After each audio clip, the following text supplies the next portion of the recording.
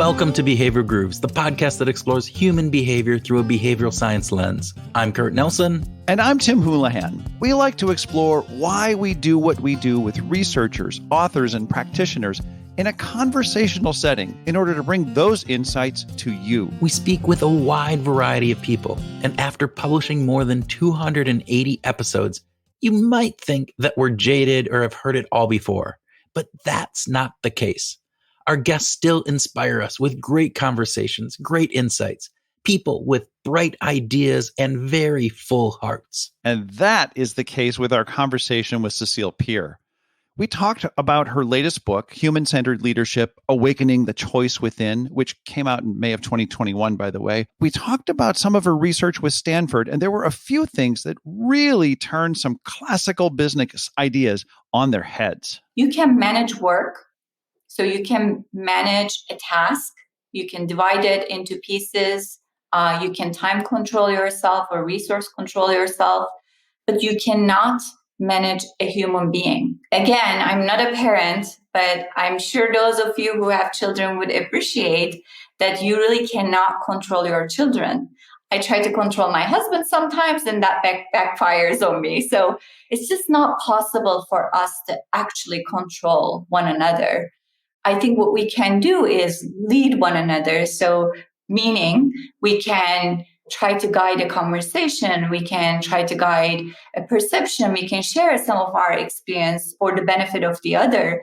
We can sit with the person and listen to what they're going through. And if we have relevant experience, we may be able to ask some questions for them to reflect on what they're going through and how they may be able to navigate through that. This is key. She challenges a very fundamental belief that most leadership hierarchies have endorsed since the Industrial Revolution.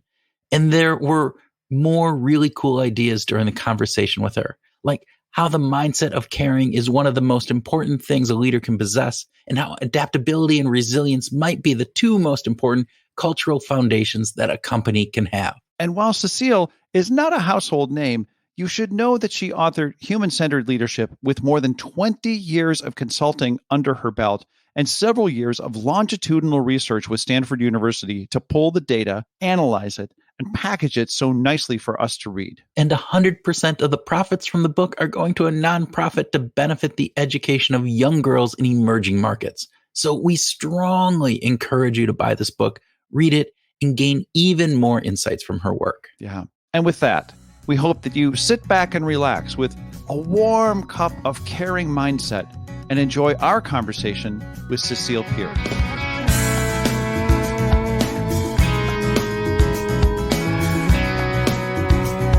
Sesil Pir, welcome to Behavioral Grooves. Thank you so much for having me, Tim and Kurt. It's lovely to be here with you. Well, thank you. We're excited to have you. I am very excited too. Thank you. Well, let's get started with a speed round just to get things off cracking here. Do you prefer coffee or tea? Coffee. Coffee. Okay. Very, very quick there. Although my mom would not be very proud because, I'm Turkish and Turkish is a tea culture. So I guess I'm more American in that sense. Coffee. I would have thought Turkey would have been more of a coffee. I hear Turkish coffee, not necessarily Turkish tea. So second question, dinner with your favorite musician or favorite actor or actress? Which would you prefer? Musician, probably. Okay. And Tim is going to ask, which musician would that be? Yeah, that would be really, really hard to answer. There are a number of people I'm quite fascinated with. Like, don't laugh, but Eminem, for example. I'd love to know the guy, because there's so much there and just richness of experience. I listen to Diana Krall a lot. I'd love to get to know her. There's some of the youngsters. I don't know. I mean, there's so many people that I'm just curious about, I guess. That's great. I think Diana Krall would be fascinating as well. I mean, how has she survived being married to Elvis Costello? I mean, that's kind of my big question. Yeah. How do you do that? There's some interesting questions I would pose to her too. Yeah. Okay. Next speed round question. Minneapolis or Zurich? Which has better weather? Oh man, that's hard. So unfair. I'm going to say Minneapolis because I have a lot of people that I just carry in my heart all over the place. And I'm not as connected in Zurich. I'm here for a work assignment and I haven't built those close relationships. So the snow goes well with the heart. So I'm going to go with I like that. I like that. Yeah. So yes, you lived in Minneapolis for a while and now Zurich and kind of all over the place. So that's fascinating. All right. Last speed round question. Which should students or managers value more? Should they value achievement or should they value kindness? Oh, kindness. I wouldn't think that for a second. Yeah. And actually, I know we're going to go there slowly, but in the book, there is a piece of data that we provide. A lot of the students nowadays want to be more rich or successful versus being kind and compassionate. And I don't know, I'm not a parent, but it really makes me think about the next generation. Just to follow up on that, tell us a little bit about this research, about this rich versus kind studies that you're doing. Yeah, so that's not our study, but when we were getting ready to publish on the study that we did, I pulled in a number of data from other studies, previous studies that other professors or thought leaders have done. And I just came across that data, and it was something like, oh, I'm not going to remember off the top of my head, but almost 80% of today's students would much rather become rich or successful versus be kind or compassionate. And again, it just made me pause and think.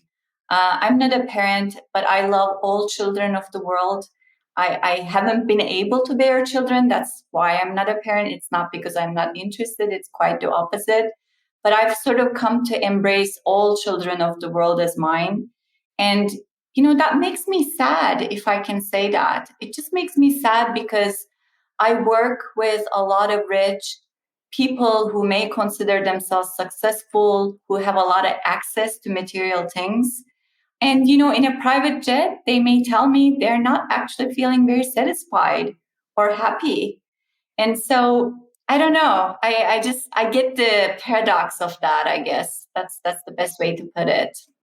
Yeah, one of my cohorts in my PhD program, he did his dissertation on executive angst, which is that point that you just talked about. These people that by all outward appearances had the senior vice presidents, presidents of corporations, the fast car, lots of money, living the perfect life, as most people would say. And he, was an executive coach. And what he found is that these people, many of them were miserable. They were absolutely, it's like they thought that I just need to get that new Porsche. I just need to get that bigger house and I will be happy.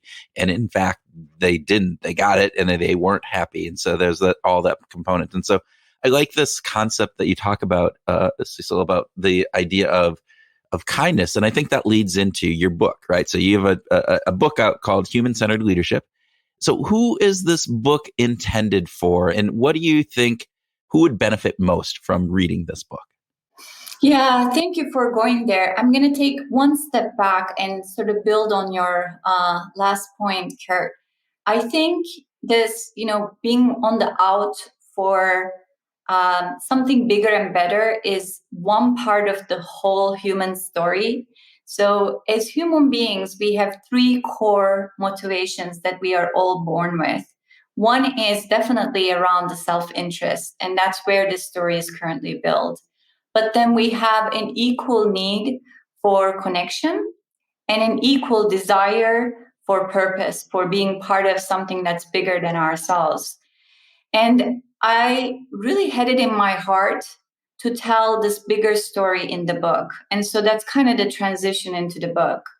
The book is written, I think, for people like me who are practitioners and who have been in, leading positions and maybe have struggled to be themselves, to remain whole. Because, these positions are hard. I have at the moment a very large team, 40 some people. And then I'm catering to leader groups and they're geographically dispersed. I get pulled from all kinds of directions. And then on top of it, I have a family and, COVID-19. I mean, you name it. It's just, these are hard positions to be in. And there are a lot of triggers for us. And frankly, 5-6 years ago, I found myself behaving in ways that I didn't necessarily felt were aligned to my values. And I took myself out of the industry. I resigned. I was an executive at a pharmaceutical and just felt like, man, I'm not showing up at my best. All these work practices that I've been taught to work with as an instrument to provide something for people, they're not working. They're actually working against me. I don't know what I'm going to go do next, but I'm just not going to do this anymore. And that led to me investing in a research consultancy where we established a number of affiliations, and one was with Stanford University. And that's where we did the research and wrote the summary. So the book is really for active individuals who are wanting to discover new ways of being, I think. I gave a very long answer to a very short question, but hopefully that gives you a good That's picture. fine. This is what we do. So so I want to dig in on that because I think there's some really interesting pieces about this. The way the book that came about, right? It was kind of a self-discovery piece a little bit. This idea that, hey, I'm realizing this, and maybe there's more here, and other people are going to be facing that, which I think is fascinating. So, if you had to just boil down the one message from this book that you want people to get out of it, and I'm assuming it comes back to something about being yourself and very different things, but I don't want to put words in your mouth. So, what is that one message that you would want people to, after reading the book, go, yep, I leave with this big idea, this concept that I have? I think I may have a simpler answer to this one, so you may be happy. I think what people will find out is that we always have a choice.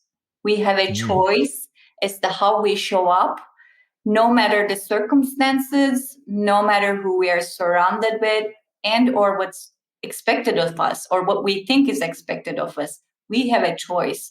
That's the takeaway I think people will find in the book. Did writing the book help you in your journey?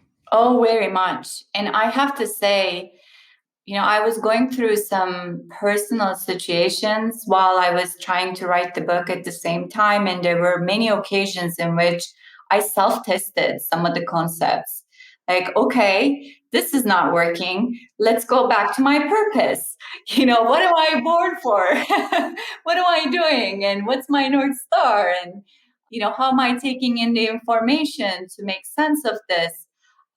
So yes, indeed, Tim, it's helped a lot. And the other thing I will say is, I think it would be naive for us to assume or expect that you can be at your best at all times. I mean, that's just not realistic. If anyone has figured that one out, they can let me know. But my goal is not for, leaders to always do the right thing or always, remain authentic or holistic. I just don't think it's realistic. I just want them to know that they have a choice to be conscious. And if they can catch themselves and say, okay, this is not working for me, or, oh, wait a second, maybe this is not coming across as I meant it, and correct the course, I think I've achieved my goal, honestly. So you bring up a really good point, is catching themselves in these moments when they may not being as authentic as they want or being that type of person that they want. But, from the work that we've seen in different pieces, that's hard, right? It's hard to kind of step back from the day-to-day grind that we're in, just putting our, we're just so busy. We're so doing things. So are there things that you identified that can help in maybe taking that step back and kind of identifying those moments? Are there things that you've come to understand that can help people in doing that? Yeah, absolutely. And you're right. So again, not our data, but a lot of the global workforce studies would say roughly about 70% of leaders are not living in the moment because Oh, they're, so busy, or, they're there in the body, but the mind is elsewhere, or their heart is elsewhere. And then about 25% of them report not having anyone to turn to in times of stress. So I think a lot of us do feel quite isolated and perhaps unproductive and disengaged at times. But there are tools that can help us. And this is the introduction of the book. There are kind of mindsets, for example, we're introducing that are not predominant in the workplace. We're also introducing some core inner qualities that are available to us, to all of us by birth, and what it means to work with them, and how they can serve as a tool for us to gain the necessary acceptance or awareness. So yes, I think there are some tools that we introduced, Kurt. Great. Well, let's hear about some of those. Can you talk about? Let's start with the mindsets, because I think this is wonderful stuff. Yeah, absolutely. So there are about 8 new mindsets that we're offering in the book.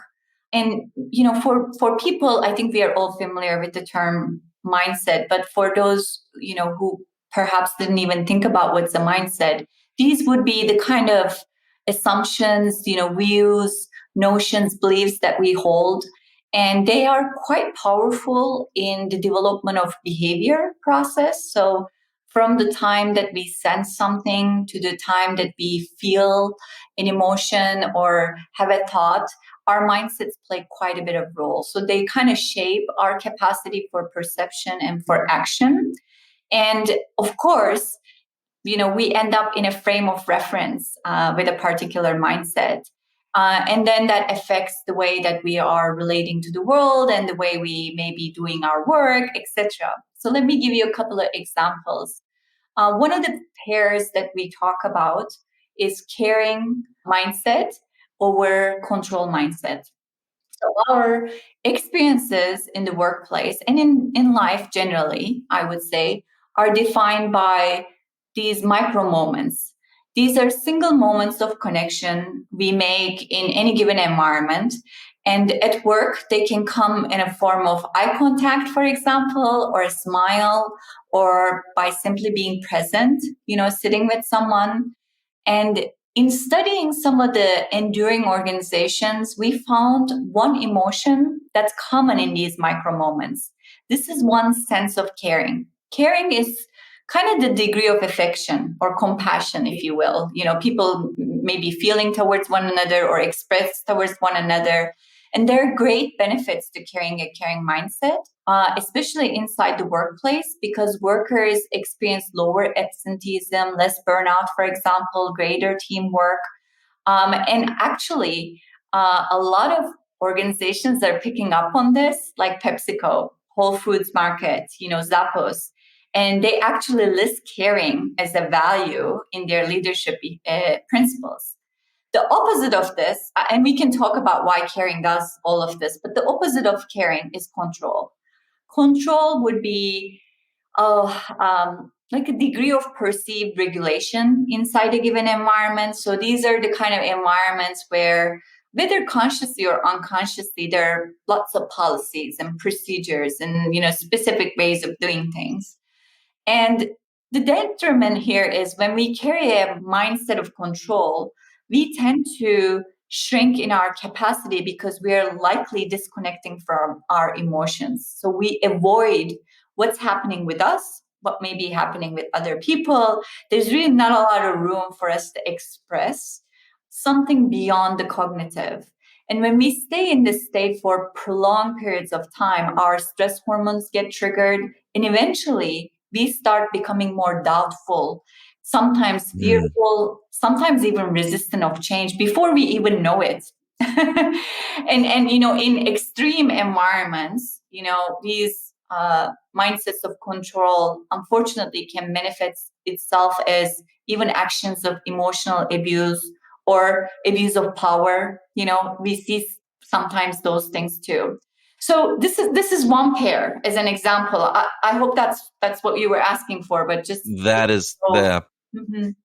That's fantastic. Let's dig into, because you talked about this idea of like, so why is caring important? What is the mechanism for why that having that caring mindset is going to be driving all of those valuable outcomes that you talked to? So can you talk a little bit about some of the why that is there as relative compared to the control kind of mindset? Yeah, it's very interesting, and it's very close to some of the research out there around virtuousness, if you're familiar with that too. So, but anyway, with this mindset of caring actually enables individuals to carry a sense of naivete. And I Mm, know, especially in English, in American English, maybe so, naivete is sort of mistaken for being childish, not having a good understanding of the circumstances. But that's not what naivete is, actually. Naivete is sort of having a sense of pureness around things and not having a lot of biases playing in the process. So, anyway, there's this sense of naivete towards all things they come into contact with. And that seems to sort of serve as a moral compass in seeing, hearing, meeting others at the level of their humanity. And with that, comes this tool that fights against the struggle of, righteousness, I would say, because a lot of the times we lack the qualities necessary to show our humility.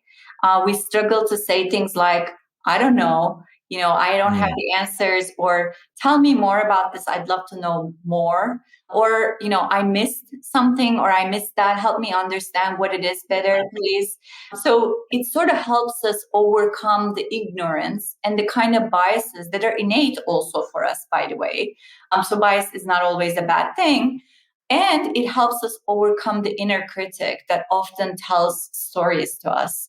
So it's really interesting. I mean, this very simple thing, this mindset of caring, has all these impacts around sort of how we see the world, how we hear people, how we relate to them in our communication, and it just opens up all these other doors. It is really a huge concept. And the way that you framed that was really helpful, Sesil. Thank you so much. One of the things that really strikes me about this part of the conversation is I can imagine a portion of the population of leaders being very attracted to this idea, instantly seeing the value in it. Mhm. And at the same time, I could also imagine a portion of the population of leaders saying, that's not me. And that's baloney. The best way to get things done is to control. I have years of history of cracking the whip, as they would say. I don't know exactly what the question is, but you had to be aware of knowing that your message would fall on some deaf ears. Oh my God. Right? Yes. No, I love I hear the question there. So thank you.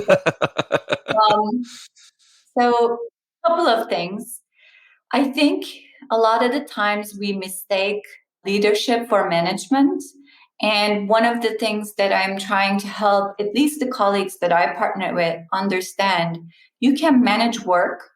So you can manage a task, you can divide it into pieces, you can time control yourself or resource control yourself, but you cannot manage a human being. Again, I'm not a parent, but I'm sure those of you who have children would appreciate that you really cannot control your children. I try to control my husband sometimes, and that backfires on me. So it's just not possible for us to actually control one another. I think what we can do is lead one another. So, meaning we can try to guide a conversation, we can try to guide a perception, we can share some of our experience for the benefit of the other. We can sit with the person and listen to what they're going through. And if we have relevant experience, we may be able to ask some questions for them to reflect on what they're going through and how they may be able to navigate through that. So this idea of managing people just doesn't sit well with me, Tim. And I actually quite dislike this language of manager. So I'm right now at Takeda trying to encourage our executive team to perhaps consider calling all of our people managers today, I'm using that in quotes, as leaders, as people leaders. There are different levels of people leadership. You may be 1, 2, 3 years in the role, and you may be perhaps a little junior in the way that you lead people. You may not have understood all your capacities or capabilities. That's okay. But I think if somebody is in charge of a human body, I much rather refer to them as a leader than a manager. I just think, brain wise, it signals the wrong thing. Yeah. So it's interesting the way that you talk about this, because reminds me of another conversation we had with a different guest, Kwame Christian, who was talking about this idea of compassionate curiosity. And the idea around compassionate curiosity is being truly curious, but having that curiosity with a sense of compassion, so that you're asking these questions about the person to understand where they're coming from, what they're doing, and having a sense of compassion within that. And it sounds like that's a lot of what you're talking about with the leaders and how they can approach some of these things. And so wondering if that concept, just in the brief way that I described it, which I did not do justice to this at all, if that aligns with some of your thinking in this. Absolutely. Absolutely. It does. And just to wrap up from the last question, when leaders ask me, is there hard data to show, whether caring brings results? Absolutely. There's expansive amount of evidence. It's not just our research that shows time and time again, when individuals thrive, they're more oriented towards collaboration, teamwork, they become more creative. And as a result, teams flourish and overall organizations have better success and results. So that's sometimes helpful with some of the harder conversations too. But coming back to your question, Kurt, around compassionate curiosity, it resonates so much with me. Sometimes leaders say compassion is soft, or it feels soft to them. And let me tell you, compassion is harder than any of the 8 attributes we talk about. So we have purpose, we have things like wonder, wisdom, foresight, emotional insight. So all of those core qualities, innate qualities we talk about. Compassion is one of the hardest ones. You know why? I think a lot of the times, first of all, people don't know what is compassion. Yeah. They either mix it up for sympathy or empathy. So I just want to highlight that they are different. They actually sit on a spectrum. If I have time, maybe I can quickly give you an example too. So sympathy would be something like, let's say you're walking down a street and you saw someone fall inside a hole. You would be walking up to them and essentially saying, oh my God, you're in a hole. That must have hurt. And you walk away. Empathy would be you showing up by the hole, you looking at the individual and saying, oh my God, I have been there. I know it hurts. And you still walk away. Compassion would be you actually coming to the hole and saying, oh my God, I have no idea what that feels like, or I have been there, but I'm going to get you out. Wait a second, you go get a rope and then you actually get the person out of the hole. So in the definition of compassion, there's action. And that's the harder piece. It's easy for a lot of us leaders to, sit with someone and whether genuinely or disgenuinely try to understand someone, right? Like you can pretend you're hearing, or you can hear someone and then you can very much disconnect from the responsibility and say, well, that sounds awful. I'm really sorry. But then when it comes to compassion, you not only notice the potential pain or the suffering in the environment, but you actually, after you have the empathic care, you actually collaborate with the person to alleviate their pain or the suffering. So you take an action towards releasing whatever may be working against the individual's experience in that environment. So that's a lot harder, if you ask me, than some of the other pieces. So yes, the compassionate curiosity just resonates with me. Another very long answer to your short question. No, I love these answers because they're wonderful. And I love the distinction that you make about that compassion has this component of action, that you need to do something with that, which I think solidifies how that is different than empathy or sympathy in a very concrete way. So thank you. That was absolutely wonderful. I do want to get into some of the research that you did. So you collaborated with with Stanford University, and you did some surveys and different research with Fortune 500 companies. So can you tell us a little bit about that research, kind of broadly speaking? What was it, and what were the findings from that? Yeah, absolutely. Several years ago, I was in India on a February. I used to teach at the Indian School of Business for continuous education purposes. So they were, higher executives in the field, practitioners that I spoke to. And I was presenting this data. We were talking about the change in business context and how we're in a flux and the environment dynamics are so much different than it used to be 20, 30 years ago. And I shared this piece of data that since the year 2000, 52% of Fortune 500 companies have disappeared from the market. And one of the gentlemen in my class asked, well, what happened to the remaining 48%? And I took that back with me on the flight, Kurt, in my heart, feeling like there's something there. And then I felt, these organizations have been around for a really long time, at least in the last 20, 30 years, but sometimes even more. I wonder if they have a different definition to leadership. I wonder if they're doing things that may be a little bit different or differentiated from some of the others, and what can we learn from them? So that was the initial idea. And that's when I started looking for research partners. And Stanford University actually has a dedicated center. It's called Center for Compassion and Altruism Research in Education, so CCARE. And I wrote to them, just cold call, like, this is what I have in mind. Can you, would you be open to partnering with us? Can you be interested in such topic? And together with them, we formulated the study, reached out to the remaining 48% of the Fortune 500 companies. So there were about 140 some, and said, we'd like to come in and study your leaders for 2 years. Not everybody accepted, rightly so. But we had about 118 of them collaborate with us. Wow.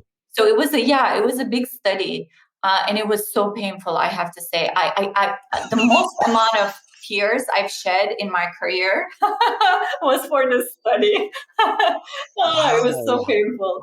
Okay. We can get into that another day. But No, we don't need to get into that ever.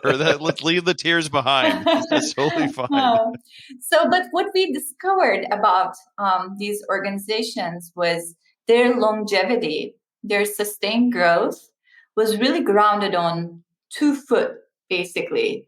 One was they really embraced this concept of adaptability, which meant that they were always exercising foresight to understand what was happening internally and externally and adjusting their organizational capabilities appropriately. So they were updating their policies, their procedures, their work practices. In some cases, they were investing in new equipment, new assets, etc. And the second one was around resilience. They were equally invested in growing capacity for their people and their leaders. So they were, looking for new ways of leading teams, individuals, organizations, where leaders needed to discover new mindsets, for example, new behaviors, even new emotions. Some of the organizations had emotional development programs for many, many years, which I find super interesting and innovative, to be honest. So that was the main finding, Kurt. So for sustainable growth, these organizations were standing on these 2 foot, adaptability and resilience. And then being organizational psychologists we got more curious around, okay, but what kind of behaviors are enabling the adaptability and resilience to come to life? So then we discovered sort of some common practices there. And then we went a little bit deeper, understanding behavior development. Okay, so what are the kind of mindsets they have at play? And then and then we were like, well, maybe there are some individual qualities there too. So we went even further. Again, that's why the process was so painful, because we were constantly getting more curious and wanting to understand more. And it just required a lot of stakeholder management and looking at the data in multiple ways. But so that's the study. And so in the book, that's essentially what we cover. We sort of uncover what are some of the common behaviors we discovered, what are some of the common mindsets, and what are the core attributes that can help us show up differently inside organizations. Is it fair to say that there's a better mindset or a best mindset to help leaders get to their best self? Is kind of where I'm heading with that. Yeah, I think so. Although, that wasn't sort of an intuition I had going in, to be completely honest. But now that I look at the 8 pair that we identified, they're all positive mindsets. So, yes, I think your assumption is absolutely right. And then there are some that really made me think about the systemic issues we face in the business context, but also in society. So one of the mindset pairs, for example, is around scarcity versus abundance. So these organizations carried more of an abundance mindset versus scarcity. But I look back to all of the circumstances I had in my lifetime and the educational systems that I've been part of, and after that, business systems that I've been part of, they're all built on the premise of scarcity. This idea of competitiveness is ahead. This high idea of resource management is ahead. Even, what we were discussing around management, the practice of management comes from the mindset of scarcity, divide and conquer, right? Like that was the industrials of our time. So, it just points to some more interesting things for me to get curious about in time. Not quite yet, but back when you can kind of go, all right, let's get back into some of this research and make that happen. Yeah. So one of the things that I thought was really interesting within the book was this idea that you also brought up this idea of self-esteem and trust, this idea that was a key component.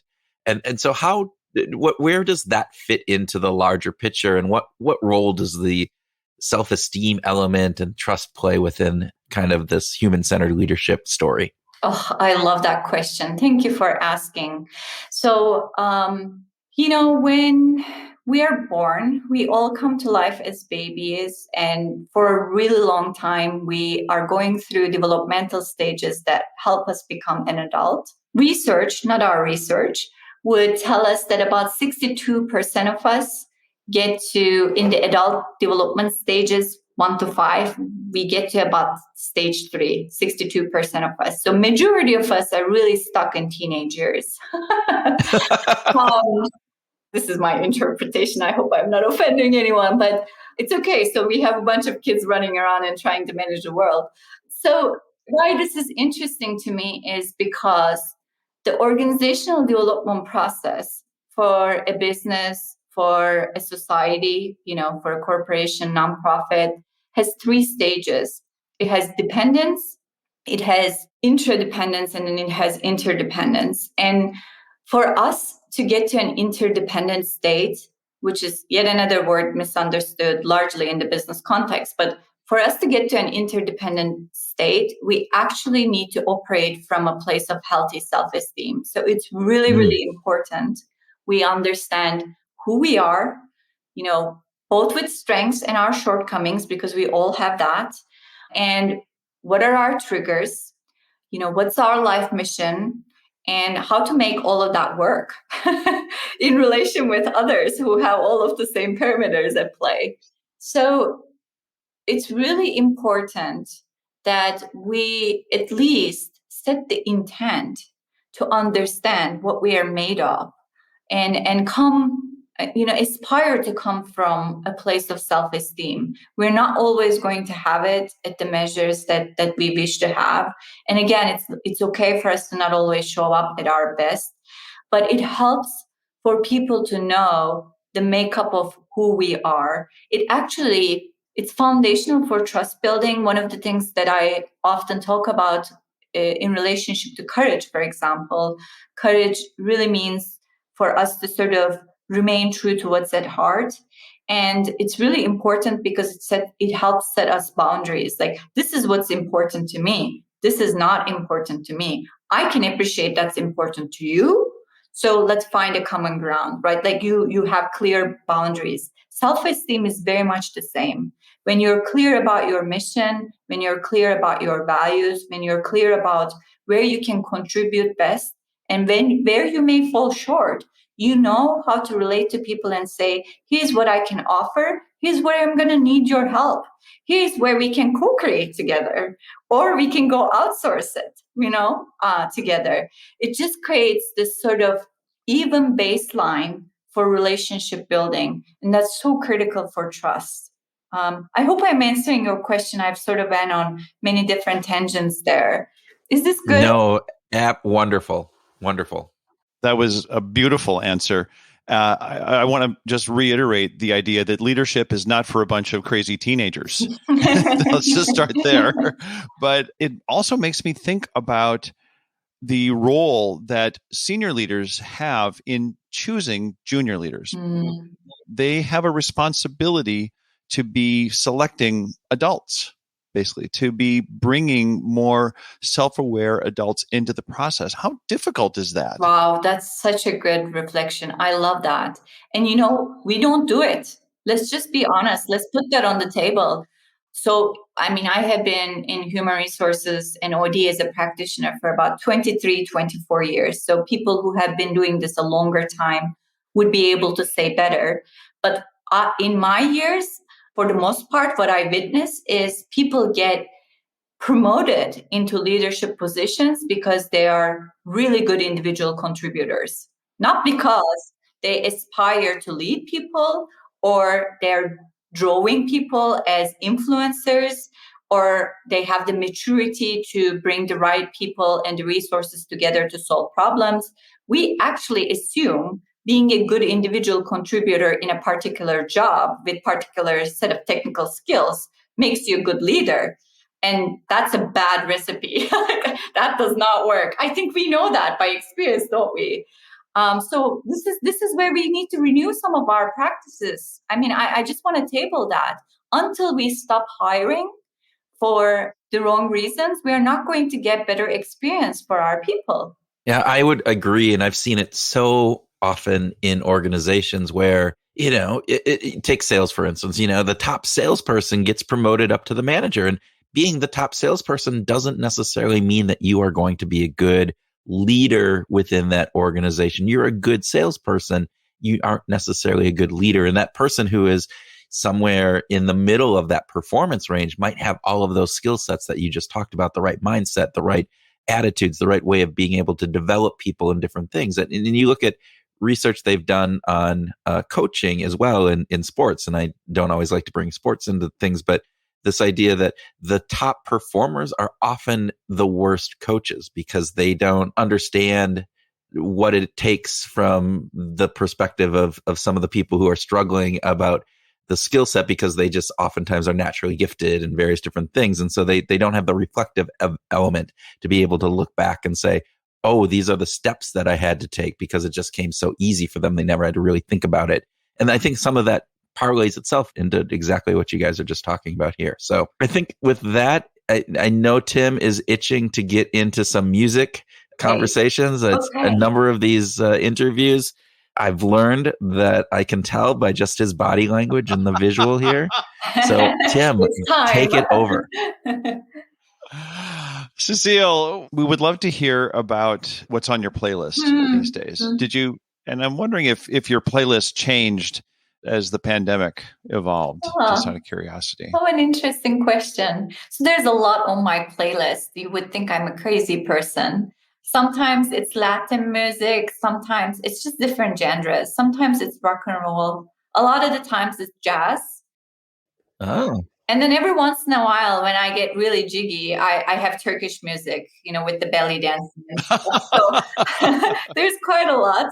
For me, I have to say, even though we are doing less outside, COVID period for me has been very suffocating, if I can use that word. So I have turned to more music without lyrics. And I have to say, you don't know me, I should say this. I'm very much drawn to lyrics because even though I'm an organizational psychologist, there's a sociologist in my heart. Like I am super drawn to why we do certain things is from a behavior perspective and what's happening with the society. So, I mean, I was mentioning Eminem. That's why I'm so curious. Like, the guy writes amazing lyrics. What's going on in his head or in his heart or in his body? That's what I'm curious about. Anyway, so I've gone away from the lyrics. I'm listening to Zen music. I need to elevate a little bit of the tension from my body. So that seems to be working better. Well, that's fantastic. So if you were to be thrown onto a desert island for a year, is there an artist, musical artist, or two that you would say, this would be the music that I could rely on for the next year? Oh, man. Such a difficult question. I think. Come on, that's an easy one. You've got that. You've got it right at the top of your, tip of your tongue. Yeah. So you may not know her, Bebe, and just the way it sounds, Bebe from Spain. I really quite love her work, and it's Spanish music. I don't understand, but I can listen to it for a long time. Yeah. And then there's some Sufi music. Yeah, by Alan Ark. I think he's from Canada. I think he goes with the name Merjan Dede, which means the wise person. But so that Sufi music, I can probably live on for a while.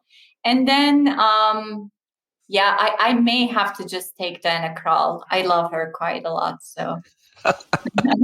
Well, there's a lot to love. There's a lot to love about Diana Krall. But Bebe, totally connect with her. I think, again, I love that the sound of her voice is just fantastic. That's what I think too. Again, I'm so glad you recognize. Yeah. Thank you. Yeah, I think she's fantastic. Well, Sesil, I'm going to have to talk with our friends, Craig and Lisa, about this, because I would be interesting, because they have a very eclectic music taste too. And I know you spent some time with them and wondering, going, hey, let's talk about this. So anyway, thank you. This has been an absolutely fantastic conversation. The insights that you have and the research that you've done, I think, is just really powerful. And particularly as we think through, we work a huge portion of our lives, and the way that we show up to work, whether we're leaders in the organization or not, I think is going to be really important. And what you're bringing forth here, I think, is really powerful from that perspective. So thank you for the work. Thank you for the book. And thank you for having a conversation with us. We love this. It was really fun. I'm so thankful. Thank you very much. As you know, I'm a new author, so a lot of this is new to me, but I love the conversation. I just felt like I'm sitting around the table with Lisa and Craig. It's not much different. So thank you very much for the hospitality and welcoming me. And I hope people find good value from the conversation. I would welcome them to purchase the book. I do mention this on purpose, but I don't generate any revenue from the book. Everything has been donated for the education of young girls in emerging markets.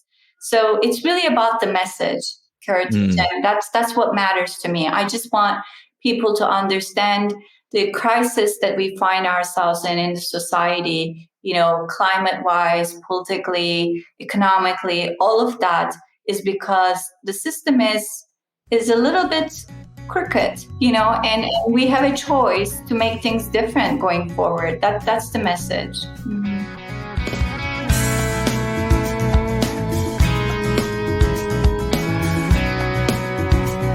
Welcome to our grooving session, where Tim and I groove on what we learned from our discussion with Sesil, have a free-flowing conversation, and talk about whatever else comes into our human-centered brains. They are human-centered? It should be human-centered leadership brains. Excuse me. It's not just human-centered. It's the leadership part is really key to all of this. Because why? Because as we talked about, I think at the very beginning, and kind of what Sesil talked about throughout this whole piece, is that for many organizations, not every organization, for many organizations, that human-centered part of leadership is missing. And it is a managerial leadership style that many organizations have. This idea that humans are resources, that you are not a human, that you are an employee that we have hired to do a job, and you are supposed to show up during that day, and we are going to leverage all of your elements to get the most productivity out of you. and thus it is going to, benefit the organization. And I think, and that's maybe cynical. Maybe, I mean, No, in many, no. many organizations that we've worked with, we see there are people that care about their employees as humans and different pieces. But I think the larger picture is that oftentimes those human-centric components either aren't understood. Like, how do I do that? How do I show up as a leader and still think of the people that are working for me as humans and not feel like that's too soft, not feel that that isn't being business-like, all of those factors that come into play. So it's changing that managerial perspective into a leadership perspective and bringing that human-centric component within it. All right, there we go. Yeah. Speaking of changes, some of the corporations that we work with, we have seen changes in human resource departments renaming themselves like people experience departments. Mm-hmm. And I think that might be a subtle change, but it certainly takes some of the wind out of the conversation about just human employees, taking the whole employees are basically just resources. And so what's the head count that we've got here? And talking about, the people and then talking about the roles. And I think one thing that Sesil did really nicely was emphasize this idea that you don't try to manage a person, lead the people, but manage the tasks, the job itself, not the people who are doing them. And while it may seem like a fine distinction, I think it's a really important thing for any kind of corporate leader to be thinking about today. Bring yourself to your day-to-day with more awareness and more attention, and think about the people.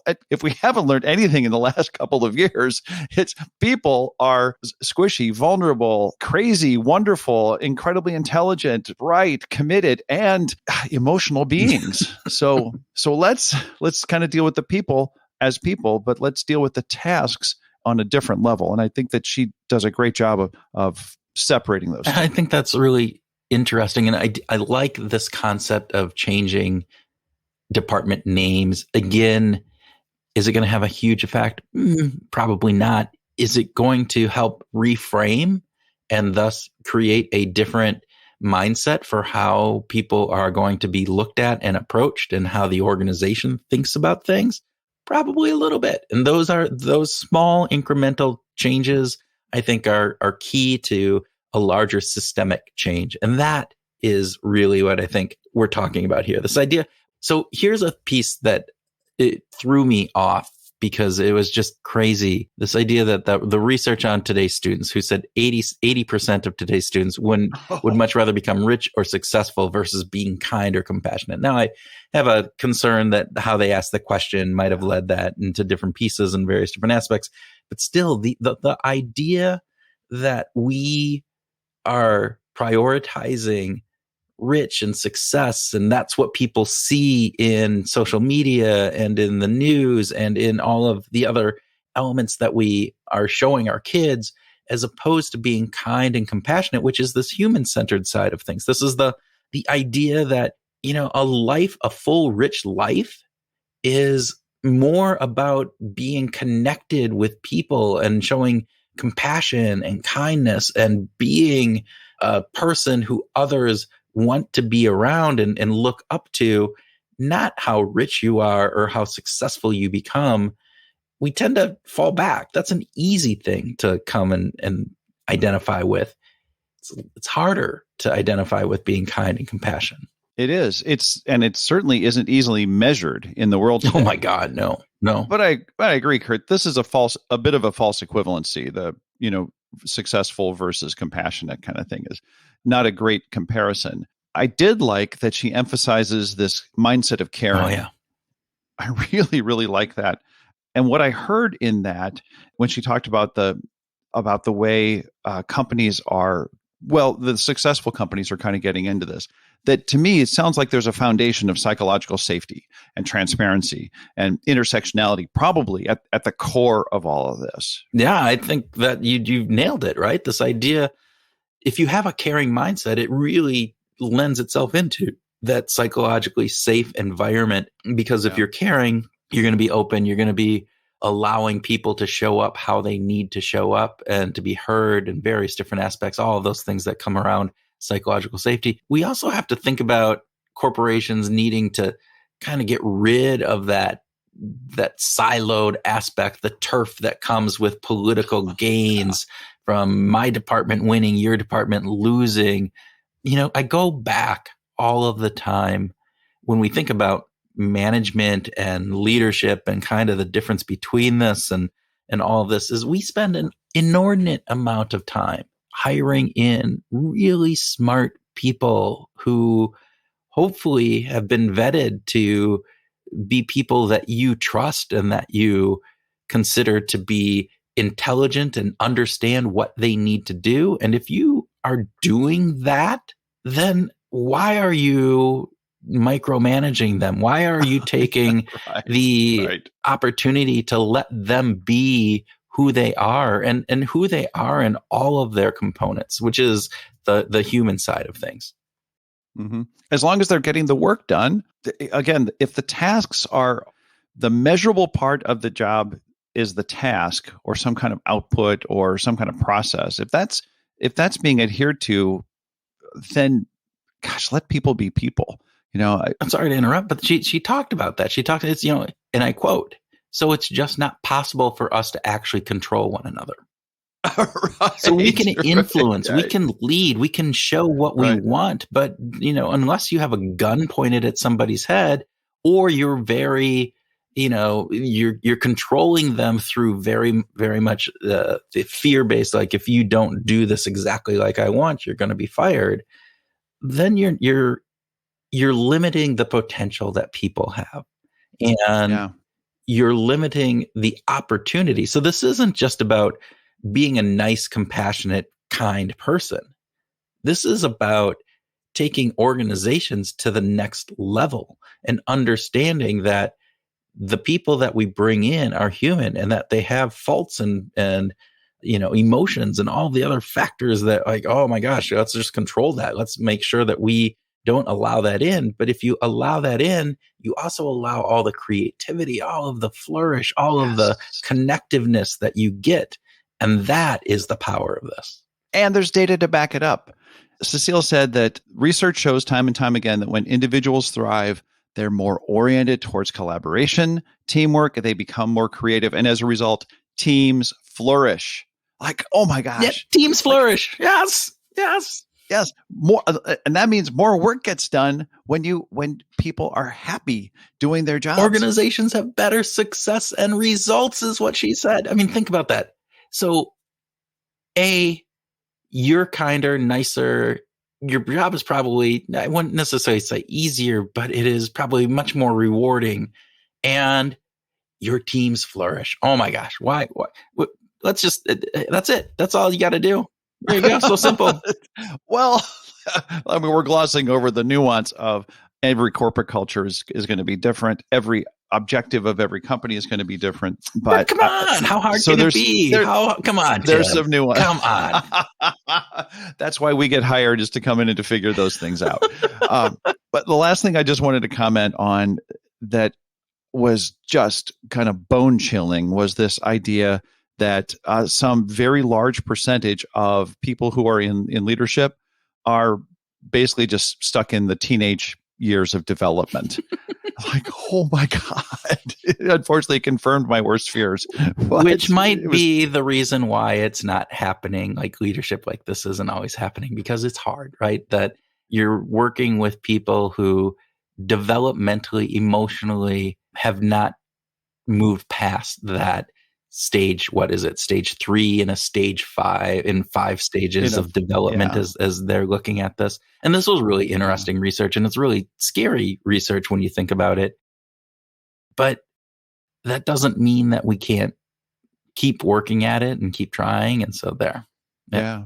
Well, I was reminded of many years ago reading Ken Wilber's A Brief History of Everything, which is a pretty interesting philosophical book.